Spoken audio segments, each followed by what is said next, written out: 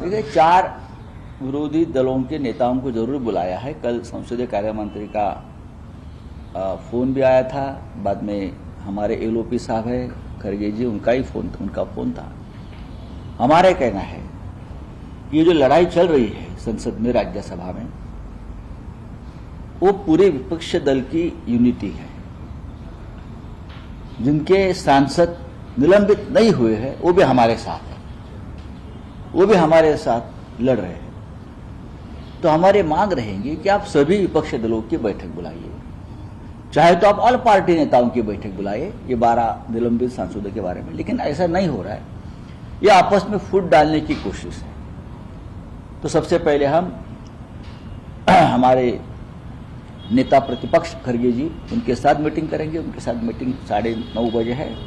उसके बाद 10 बजे वाली मीटिंग के बारे में क्या करना है, क्या निर्णय लेना है, हम वहां निर्णय लेंगे और बाद में सोचेंगे। सर, कल केंद्रीय गृह मंत्री अमित शाह पुणे में थे। उन्होंने कहा है कि सत्ता की लालच में शिवसेना ने जनता से विश्वासघात किया है, आपको चुनौती दी है कि वो हिंदुत्व के बारे में भी सवाल उठा है। देखिए, मैं एक आपको बताना चाहता हूं कि देश के गृह मंत्री को कुछ काम नहीं होगा देश में, तो आपको मैं उनके पास कामों की सूची भेज दूंगा मेरे पार्टी की तरफ से कि देश में लॉ एंड ऑर्डर और भी बहुत से मुद्दे हैं। कर्नाटक में जाइए, छत्रपति शिवाजी महाराज के अपमान के बाद वहां के लॉ एंड ऑर्डर की सिचुएशन बहुत खराब हो गई है, आप देख लीजिए।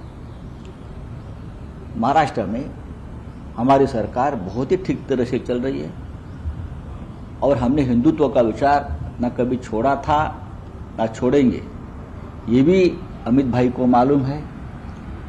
दूसरी बात, आप कितने भी आरोप करिए, आप कितने भी हाथ में सीबीआई, ईडी जैसे शस्त्र लेकर घूमिए और हम पे वार करने की कोशिश कीजिए, हमें कुछ नहीं होगा, क्योंकि हम सच्चे दिल से महाराष्ट्र में राज कर रहे हैं।